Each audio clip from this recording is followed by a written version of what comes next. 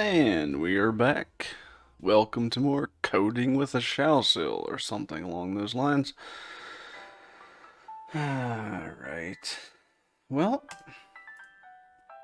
what are we doing here? What are we doing here? Just killing some time before bed, as usual, because I can't get this out of my head. It's a lot of fun to make. Oh yeah. You're looking at a pro right here. Just get in there, Paul. There we go. Alright, so right now I don't have the camera moving. I turned that off. I had it working. In fact, let me show you what I had. I believe this was the code that I had. Let me uncomment that, and then the actual follow.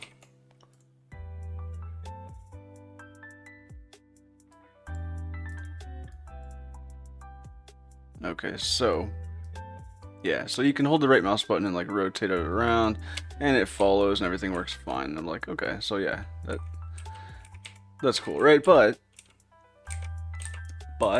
there's always a but. If you rotate too high, it does that, which is super ugly. And I thought, well, I'll just clamp the angles, you know, so I'll limit it to -85 to +85. For some reason that doesn't work. I think I know why, but when you did that, and you try to drag it up there, it kind of just moves the camera.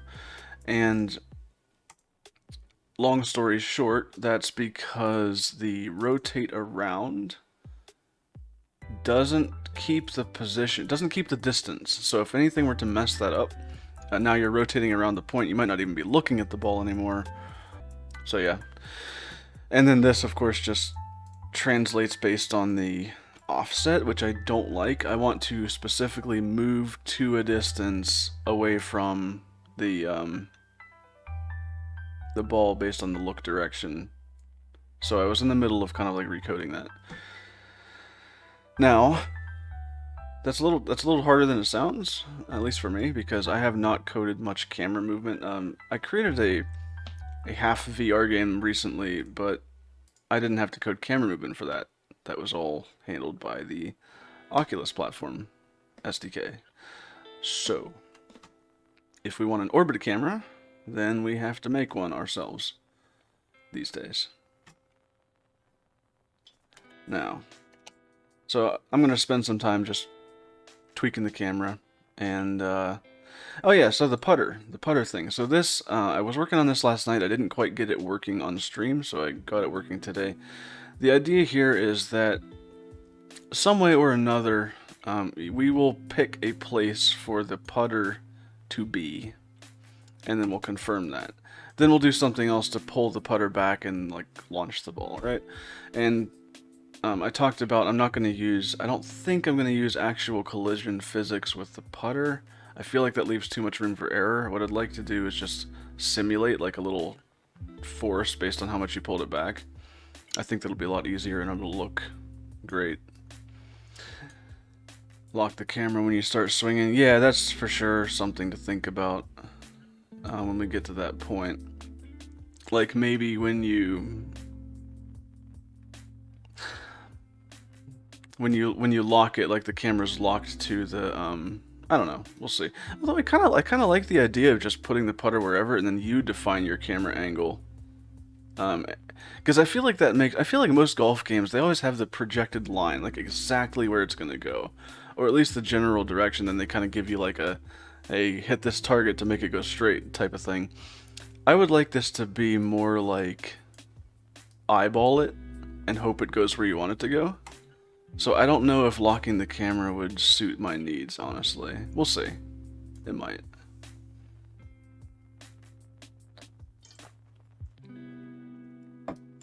But for now, let's get that camera a little better. So I stumbled across a guy's blog. It's a great tutorial. I've never seen this guy's site before, but it seems like he really knows what he's doing. Very similar situation. He has a sphere. He has a camera that he wants to lock onto the sphere, but also be able to orbit around the sphere. And he does lots of fancy stuff like, you know, draw a like a line, a trail, a tracer trail behind it. And he doesn't use a lot of code. And then he does this like buffer zone where you get too close to the edge, then it follows to kind of give more like a relaxed feel. And we don't have to go into that. And then he does this thing where it goes like centers over time, but never goes quite out of frame. All cool stuff that I actually might eventually implement. But what I really want to do is get this code in. So I want control of the camera locked on. And I had started to code this, and I just didn't have enough time to keep going. So I'm actually going to move this to, well, no, I'm not. Let's look at it for a second. We do have a distance variable defined somewhere. I have it, I think I put that in up here. Yeah, cam zoom level. I never gave it a value, did I? Oh, I did. I calculated it based on the offset that it starts out as, which is just the magnitude of the difference of the vectors.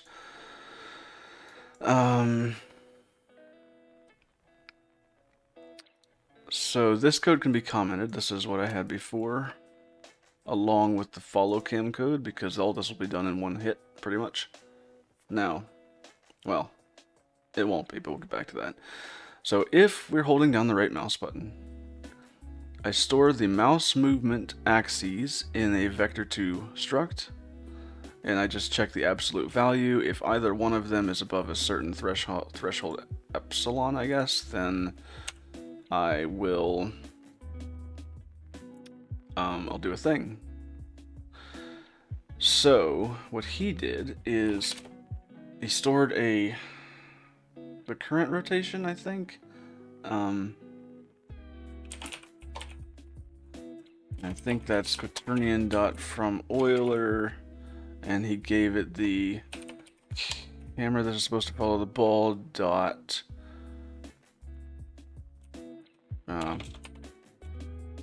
transform dot Euler angles, I believe. Let's see if I got that right so far. Yep, orbit angles. Now his is predefined, ours we have already. And then he has a look direction, which multiplies the look rotation by world space forward. Okay, I'll follow that. I don't know why he does that, but we'll do it. Look direction equals cur rotation times vector3 dot forward, right? Yes. And then for the look position itself, we have the position of the ball, so transform.position, since we're in the ball's code, minus the look direction times cam zoom level. And I think that'll do it. What else did he do? That's it. Yeah, then he just sets the position and rotation in one sweep. We don't want to do that since we want to follow the camera differently. So why do I need this? Why do I need the quaternion from this thing when I have access to the quaternion of the camera already? I don't think we do, to be honest. I think we can get away without this part. So this would then become the camera that is supposed to follow the ball dot transform dot rotation, which is a quaternion, times vector3 dot forward. Same principle. So when we hold the right mouse button down, that's when we want to change the rotation values. But until then, I think we need to calculate this every time.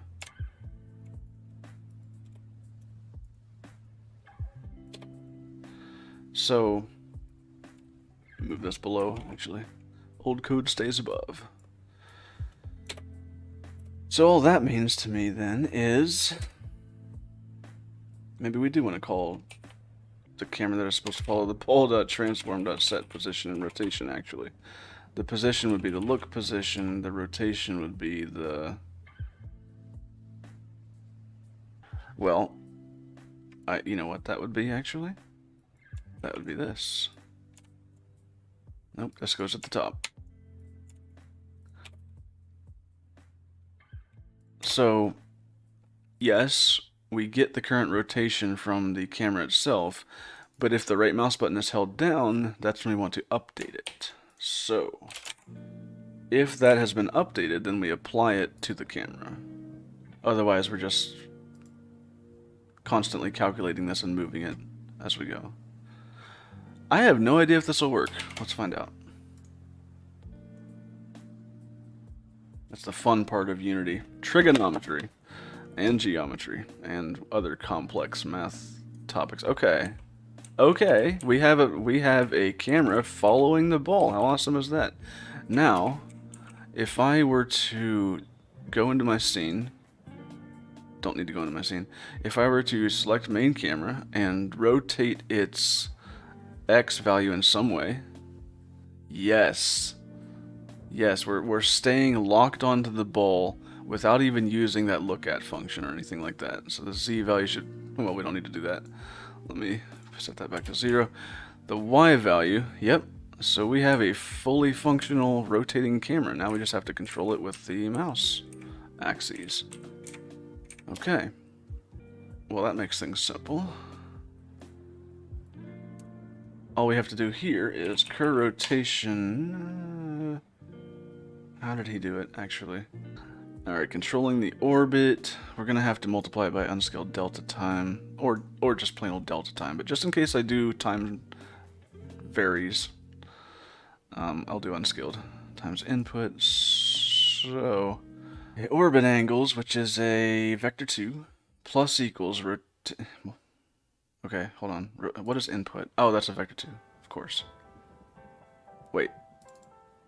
Oh. He's storing the orbit angles in a preset thing and then adjusting that, converting that to a quaternion. And then he's... Okay, yeah, that makes it way easier. I don't know if I can... I guess I'll do that too. Yeah, I kind of like that idea. Then you can just add two vector 2's together and simplify it a bit. I know it introduces another property, but... Why are we using old position? Oh, we're not anymore. Ha! How about that? We're assigning it, we're not really using it. Okay, yeah, let's delete this old code. Okay. We do need origin position to reset stuff. However, this we do not need. Love cleaning stuff up. Alright. Curve rotation, that's not what we're going to use. We're going to use a vector 2, vector 23, it's the Unity 500. Cam rotation values, the X and Y rotations only, obviously. And I'll store this as whatever it has in the first place. Equals new vector 2. So this will be the camera is supposed to follow the ball dot transform dot Euler angles dot. I'm supposed to follow the ball that transformed to Euler angles dot y. Yeah, that should do it. Okay, so these are what we're going to change. So we don't need this at all. So this is what we need. Plus equals. Or is it minus equals? What did he use? Yeah, plus equals rotation speed, which in our case will be... we'll just throw in 100. See what happens. Multiplied by delta time, multiplied by the input vector. 100. Now I'll just save that for last. And eventually that'll become a variable, but for now it's a magic number. Just looking at this error, I know I need to get that. Bar curve rotation equals quaternion from Euler cam rotation values, I think.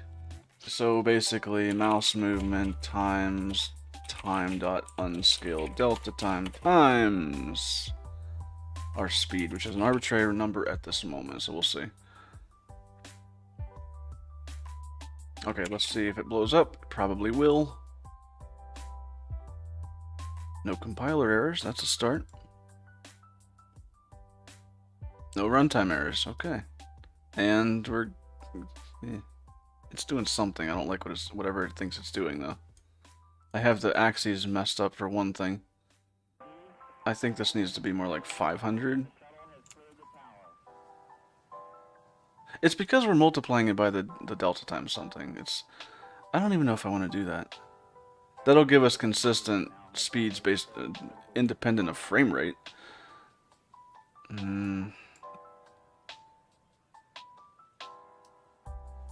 Why is it so jittery? And it's not doing diagonals. Something's off about it. Oh. I bet that has something to do with it. Well, first of all, let me do this.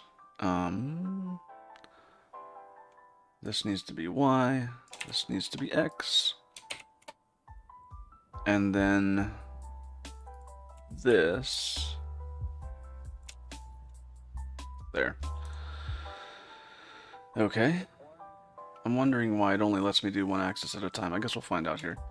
Let's see if this fixed anything. Well, it's stopping for some reason. It feels very clumsy.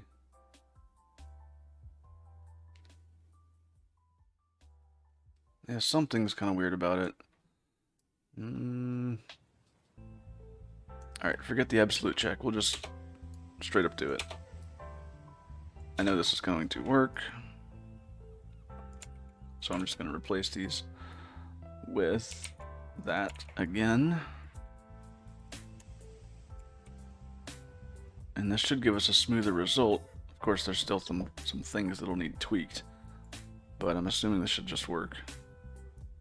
Yeah, that's better.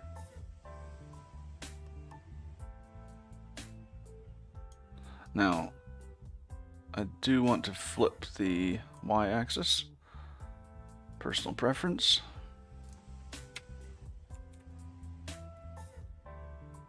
And actually, while I'm in there, increase the speed to like 700. Felt a little weak. Yeah, that's better. Okay.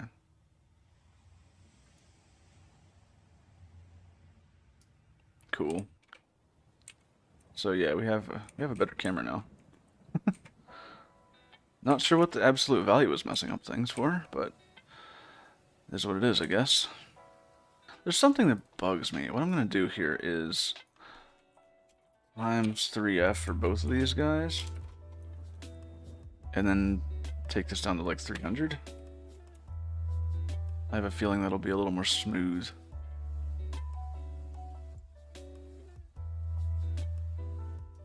Yeah, that feels better. Feels a little more smoother.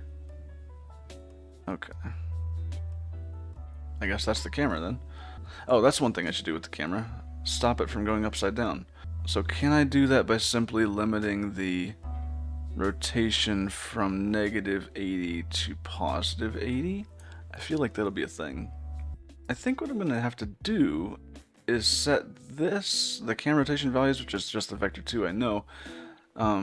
I'm going to have to limit the first one, so I'm going to have to derive a new vector. I'm just going to say vector 3 to be safe, since that's what the quaternion Euler function is asking for. I'm going to say mathf.clamp the cam rotation values x thing, which is actually our y, since we applied that up there in the x slot. And we'll put that between -80f and 80f, and then we'll just plug in the cam rotation values.y for that one and leave z at 0. And I'm missing a parenthesis. There we go. Oh yeah, that works. That totally works. Perfect. Alright, now we have a clamped camera that can no longer go upside down. I love it. I love it when stuff just works. Alright, so onto the putter code. How exactly do I want to handle the putter code? Oh, one thing. This is going to the wrong spot, isn't it? Because when I point, yeah, it drops down to the middle. Okay. That's fine. I'll do that later. What can I do that's quick before I go to bed? I know what I can do. I can, when I left click, apply a force from the angle of the putter. And it'll just be a fixed force at the moment. But that's going to be a start. That'll be fun. Then we can kind of click, click, click, you know. Oh, another thing. This plane needs to follow the ball. So maybe I should just attach the putter to the collider, delete the pivot, and then in the ball code, before we update the putter position, move the collision plane to the ball's location. Private game object. Putter collider. Putter plane? Putter plane. I like that better. Putter plane. And then we will give that a find. Putter plane equals game object dot find. What did I call this stupid thing? Putter collider. You know what? It's now called putter plane.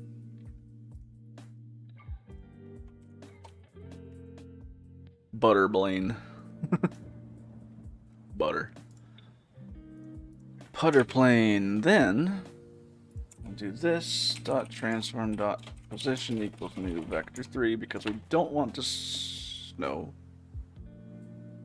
that's fine. We don't need to do this. Equals transform dot position. That will absolutely follow the ball around and snap to it every frame.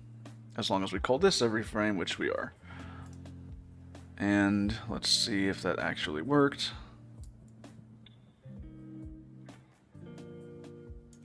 Yeah, so there it rolls.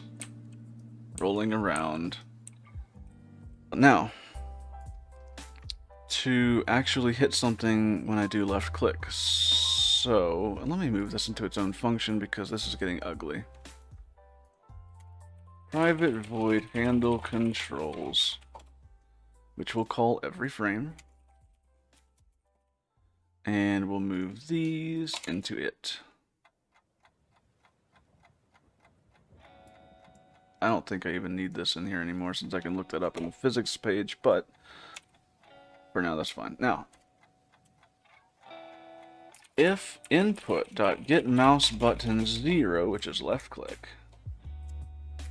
and velocity is 0, so we can only do this when we're not moving. Wait a second, velocity is a vector, isn't it? Yep. Velocity dot square magnitude, since that's faster than calculating magnitude, is 0. Then apply force from position of putter club.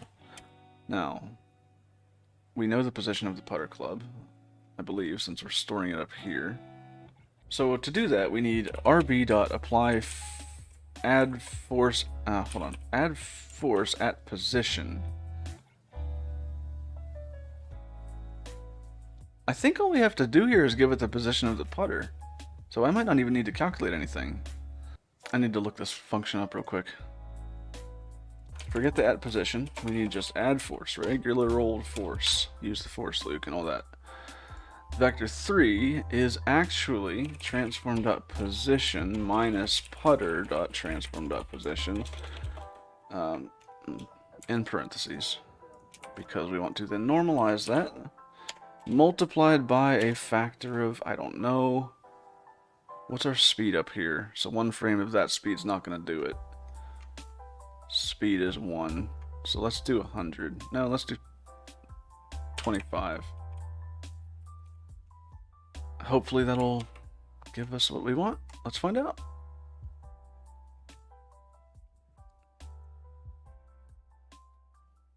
Okay, so if the putter's here, and I click, boo! Oh yeah, oh, I almost got a hole in one too. That actually totally worked. Then when it stops completely, can do it again. Hole in 2. And there's my golf game. Yay. Boop. Oh, that didn't work at all. Why did that apply such a low force? Weird. Okay, I'll do research offline. For now, this is good enough. So yeah. Thanks for dropping by, whoever's left.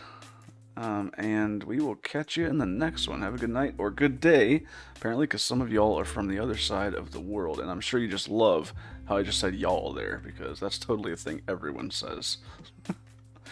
Have a good one. See you later.